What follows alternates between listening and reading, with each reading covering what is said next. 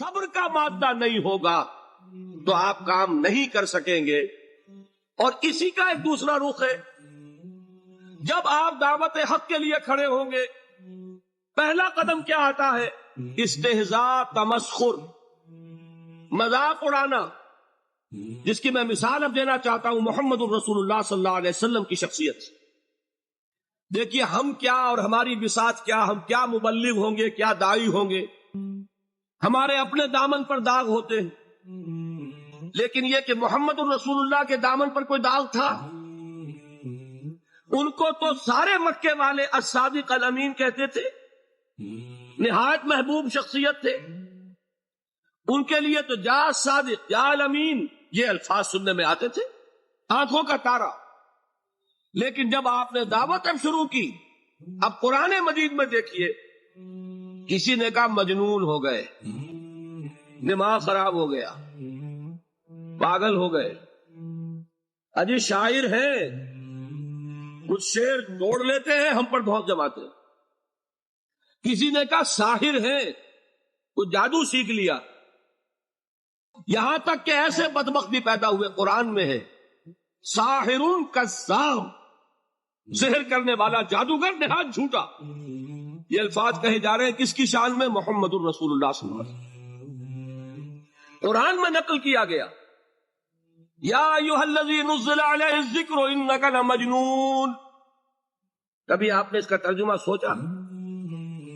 اے وہ شخص، دیکھیے تصور کیجئے حضور جا رہے ہیں، تشریف لے جا رہے ہیں، کسی دعوت میں ہے، تبلیغ میں، یا ویسے ہی تشریف لے جا رہے ہیں، اور کوئی ایک جم گھٹا ہے لوگوں کا، ادھر سے فقرہ آتا ہے، تیر کی طرح لگتا ہے دل میں جا کر محمد کے صلی اللہ علیہ وسلم. اے وہ شخص جس کا یہ خیال ہے کہ اس پر کوئی ذکر نازل ہو رہا ہے، ہمارے خیال میں تو تمہارا دماغ خراب ہو گیا. یا ایھا الذی نزل علیہ الذکر انک لمجنون، کہا کہ نہیں؟ اور یہ نہ سمجھیے کہ حضور صلی اللہ علیہ وسلم کے قلب مبارک کو تکلیف نہیں ہوتی تھی. میں قرآن سے ثابت کروں گا، میں کہیں کوئی کہانیاں بیان نہیں کرنا چاہتا. قرآن نے کہا ہے وَلَقَدْ نَعْلَمُ أَنَّكَ يَضِيقُ صَدْرُكَ بِمَا يَقُولُونَ. اے نبی ہمیں خوب معلوم ہے صلی اللہ علیہ وسلم کہ جو کچھ یہ لوگ کہہ رہے ہیں اس سے آپ کا سینہ پھنچتا ہے، یہ جو گھٹن ہوتی ہے، صدمہ ہوتا ہے. انکا یضیق صدرک بما یقولون، ہمیں خوب معلوم ہے کہ جو کچھ یہ باتیں آپ کو سننی پڑ رہی ہیں، یہ کڑوی کسیلی باتیں، یہ جو فکرے چست ہو رہے ہیں، استہزاء ہو رہا ہے، تمسخر ہو رہا ہے.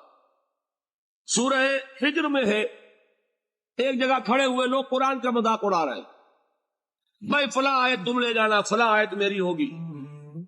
اس کے ٹکڑے کر رہے ہیں، اس کے ٹکڑے حصے بکھرے کر کے قیمہ بنا کر ان آیات کا تمسخر اڑا رہے ہیں. ایک جگہ قرآن مجید میں مذکور ہے کہ فرشتوں کا مذاق اڑ رہا ہے. بھائی یہ دیکھو محمد نے کہا ہے صلی اللہ علیہ وسلم کہ جہنم پر تو کل 19 فرشتے ہیں، علیہا 19 قرآن میں آیت نازل ہوئی. ایک پہلوان کہتا بھائی 10 کو تو میں سنبھال لوں گا، باقی 9 کا تم انتظار کر لو. یہ باتیں آ رہی ہیں حضور کے کانوں. کلام الہی کے ساتھ کیا سلوک ہو رہا ہے، مجھ پر کیا فکرے چست کیے جا رہے ہیں، مجھ پر جس طریقے سے استہزاء اور تمسخر کا رویہ اختیار کیا گیا ہے، دل بھج رہا ہے، دل میں صدمہ ہے. دیکھیے سورہ نون ہے، اور میرے نزدیک یہ دوسری وحی ہے جو حضور پر نازل ہوئی ہے. اس کی ابتدائی آیات نون والقلم وما یسطرون ما انت بنعمت ربک بمجنون وَإِنَّ لَكَ لَأَجْرًا غَيْرَ مَمْنُونٍ وَإِنَّكَ لَعَلَىٰ خُلُقٍ عَظِيمٍ فَسَتُبْصِرُ وَيُبْصِرُونَ بِأَيِّكُمُ الْمَفْتُونُ إِنَّ رَبَّكَ هُوَ يَعْلَمُ بِمَنْ ضَلَّ عَنْ سَبِيلِهِ وَهُوَ أَعْلَمُ بِالْمُهْتَدِينَ. نون، قسم ہے قلم کی اور جو کچھ یہ لکھتے ہیں. اے نبی آپ اپنے رب کی نعمت سے مجنون نہیں ہیں. یہ کیوں کہا جا رہا ہے؟ حضور کو جو صدمہ پہنچا ہے وہی نازل ہوئی ہے دل جوئی کے لیے، تسلی کے لیے. آپ کیوں برا منا رہے ہیں؟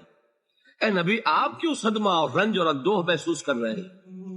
ان بدبختوں کے کہنے سے کوئی آپ مجنون ہو جائیں گے؟ مانتا بے نعمت رب کا بھی مجنون وَإِنَّ لَكَ لَأَجْرًا غَيْرَ مَمْنُونَ. آپ کو جو یہ صبر کرنا پڑ رہا ہے، آپ کو جو یہ جھیلنا پڑ رہا ہے، اس کی وجہ سے آپ کو وہ اجر ملے گا جس کا سلسلہ کبھی منقطع نہیں ہوگا. وَإِنَّكَ لَعَلَىٰ خُلُقٍ عَظِيمٍ. اور اے نبی آپ تو خلق عظیم کے حامل ہیں. آپ کا اخلاق، آپ کا کردار، آپ کی سیرت، آپ کی شخصیت میں طہارت، نفاست، پاکیزگی، آج تک دنیا نے کوئی پاگل، کوئی مجنون ایسا بھی دیکھا؟ یہ ساری باتیں اللہ تعالیٰ حضور کی دلجوئی کے لیے فرما رہے. اس سے آپ اندازہ کیجئے کہ کتنا صدمہ ہوتا ہوگا. یہی ہے، اس ساری چیز کو جمع کیجئے تو یہ چیز کیا ہے؟ وَاصْبِرْ عَلَىٰ مَا يَقُولُونَ وَاهْجُرْهُمْ هَجْرًا جَمِيلًا. صبر کرو اے نبی، صبر کرو اے محمد صلی اللہ علیہ وسلم، جھیلو اور برداشت کرو اس پر جو یہ کہہ رہے. اچھی طرح نوٹ کیجئے یہ بات، ذرا سیرت ہی کا سمجھ لیجئے، آج ایک بیان ہو جائے گا. یوں سمجھیے جب حضور نے یہ کہا کہ مجھ پر وحی نازل ہوئی، فرشتے سے ملاقات ہوئی، تو اب وہ چہمے گوئیاں شروع ہو گئی. معلوم ہوتا دماغ خراب ہو گیا. دیکھیے ہم نہیں کہتے تھے یہ جا کے غار حرا میں بیٹھتے ہیں، کئی کے دن رہتے ہیں، بھوکے رہتے ہیں، وہ خشکی چڑھ گئی نا آگے. یہ جس طرح کی باتیں دنیا میں آج ہوتی ہیں اسی طریقہ کی باتیں ہوتی. عتبہ ابن ربیعہ ایک مرتبہ آتا ہے، کیونکہ قریش کے بڑے لوگوں میں سے تھا، تو قریب آ کر بڑی اپنائیت کے ساتھ، بڑی شفقت کے ساتھ، بڑے بزرگانہ انداز میں کہتا ہے بھتیجے حضور سے، بھتیجے اگر واقعی کسی بدروح کا سایہ ہو گیا ہے تم پر، وہ آسیب آ گیا ہے تو مجھے بتا دو. میرے بہت سے عاملوں سے تعلقات ہیں، میں کسی کو بلا کر یہ تمہاری بدروح دور کر دوں گا. اب آپ سوچئے کیا بیتی ہوگی حضور کے دل پر. یہ وہ کیفیات ہیں، اور یہ نوٹ کر لیجئے 4 برس تک یہی شکل رہی. مخالفت اسی نوع سے ہوئی ہے جس کو کہتے ہیں فزیکل پرسیکیوشن، جسمانی تشدد. وہ پہلے 4 سال نہیں ہوا. اس کی وجہ کیا ہے کہ در حقیقت جب بھی کبھی کوئی ایسی دعوت اٹھتی ہے، اب مجھے اجازت دیجئے میں ایک لفظ انقلاب یہاں استعمال کر لوں، انقلابی دعوت. کل میں نے کہا تھا نا، ایک ہوتی ہے خالص مذہبی تبلیغ، ایک ہوتی ہے انقلابی تبلیغ. مذہبی تبلیغ کی سب سے بڑی مثال عیسائیت کی تبلیغ ہے، اور انقلابی تبلیغ کی سب سے بڑی مثال اشتراکی تبلیغ. میں باہر سے مثالیں دے رہا ہوں، اندر سے نہیں دینا چاہتا. آگے یہ کہیں قدر گفتے ہیں، باقی فکر کن. آگے انسان اپنی عقل سے کام لے، سوچے، غور و فکر کرے. تو یہ انقلابی تبلیغ تھی محمد الرسول اللہ صلی اللہ علیہ وسلم. اور انقلابی تبلیغ کے اندر یہ بات جان لیجئے کہ پہلا رد عمل جو ہوتا ہے معاشرے کا وہ یہ ہوتا ہے کہ کوئی ایسی بات گھبرانے کی نہیں ہے. ایک آدمی کا دماغ خراب ہو گیا ہے اور کچھ سر پھرے قسم کے چند نوجوان اس کے ساتھ ہیں، ایسی کیا بات ہے گھبرانے کی؟ مشت خاک ہے، بس ان کو چٹکیوں میں اڑاؤ. جو چٹکیوں میں اڑانا کہلاتا ہے نا، اسی کو قرآن مجید میں ایک اور جگہ کہا گیا ہے، یریدون لیطفئوا نور اللہ بافواہہم. یہ چاہتے ہیں کہ اللہ کے نور کو اپنے منہ سے بجھا دے، پھونکے مار کے ہی بس. تو پہلا رد عمل جو ہوتا ہے ایک نظام کا، ایک کسی انقلابی دعوت کے خلاف، وہ رد عمل ہوتا ہے استہزاء، تمسخر، مذاق کرو. ان کو، جس کو آپ انگریزی میں کہتے ہیں ڈی مورلائز کر دو، ان کی ہمتیں جو ہے وہ ٹوٹ جائے. ان کو اس طریقے سے، اسی کا نام ہے آج کل کی اصطلاح میں کیریکٹر اسیسینیشن. ان کی شخصیتیں جو ہیں ان کو داغدار کر دو، ان کا اعتبار ختم کر دو، ان کا استہزاء کرو، تمسخر کرو. اور یہ میں آپ سے عرض کر رہا ہوں اس وقت ایک گنا فخر کے ساتھ اور اللہ تعالیٰ کا شکر ادا کرتے ہوئے کہ میں نے جو کام بھی کیا ہے اس وقت پاکستان میں، آپ نے اخبارات میں دیکھا ہوگا، بڑا دقیانوسی مولوی ہے. بیگمات کا رد عمل جو ہوا وہ آپ کے علم میں ہوگا.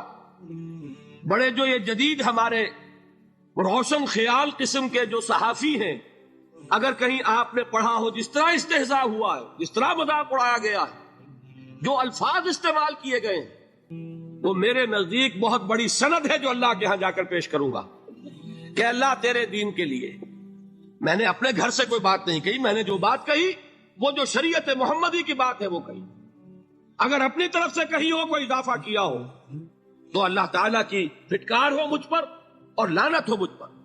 لیکن اگر میں نے وہی کچھ کہا جو شریعت محمدی کا تقاضا ہے اور قرآن اور سنت کی بات ہے، تو پھر اگر مجھے کسی نے پاگل کہا اور کسی نے دقیانوسی کہا اور کسی نے اور فکرہ چست کیا تو میں اس کے لیے، میں تو سمجھتا ہوں میرے لیے وہ سند ہے جو اللہ تعالیٰ کے ہاں میں جا کر پیش کروں. اور یہ جان لیجئے کہ وہی بات ہوتی ہے ہمیشہ، ہسٹری ریپیٹس اٹسیلف. وہ بات کریں گے جو حضور نے کی تھی، وہی رد عمل سامنے آئے گا جو اس وقت آیا.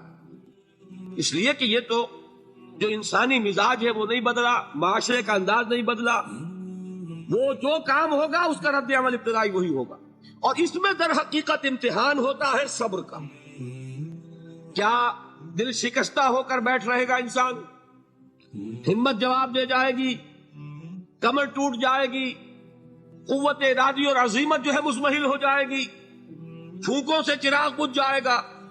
یہ جو میں نے آیت آپ کو سنائی تھی اس کا بڑی خوبصورت کی ساتھ ترجمہ کیا ہے مولانا ظفر علی خان نے کہ نور خدا ہے کفر کی حرکت پہ خندہ زن، پھونکوں سے یہ چراغ بجھایا نہ جائے گا.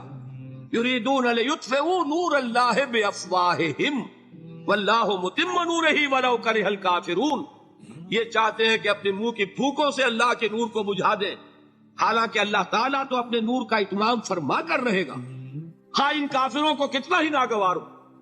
اس کی ترجمانی ہے نور خدا ہے کفر کی حرکت پہ خنددن، پھونکوں سے یہ چراغ بجھایا نہ جائے. بہرحال اس مرحلے پر میں نے آپ کو 2 صبر بتائے. صبر کس چیز سے؟ اپنا کیریئر دنیاوی جو بھی آپ حاصل کر سکتے تھے. ذہین آدمی ذہانت لگائے گا تو دین کی دعوت دے گا ایٹ دی انٹلیکچوئل لیول.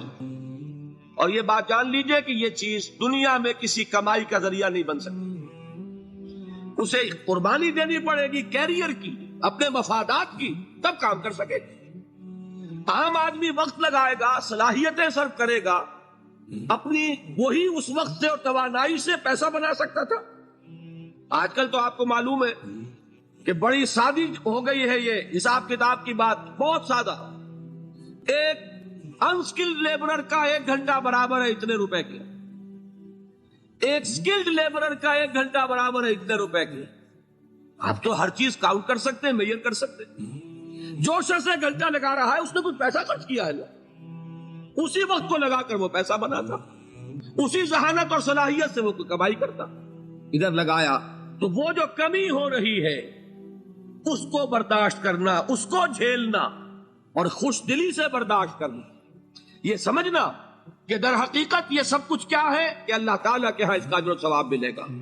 یہ صبر کا ایک رخ.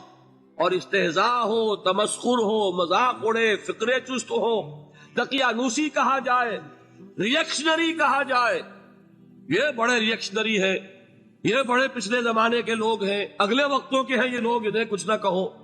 جو کہا جائے سنو.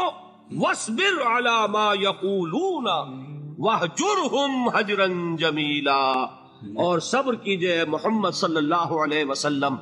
دیکھیے کوئی پہلو ایسا نہیں ہے جس میں ہمیں ہدایت قرآن مجید سے اور سیرت محمد صلی اللہ علیہ وسلم سے ملنا جائے. اگر اللہ تعالیٰ مقام دعوت پر فائز ہونے کی توفیق عطا فرما دے تو جو مرحلے پیش آئیں گے وہ آپ کو نظر آ جائیں.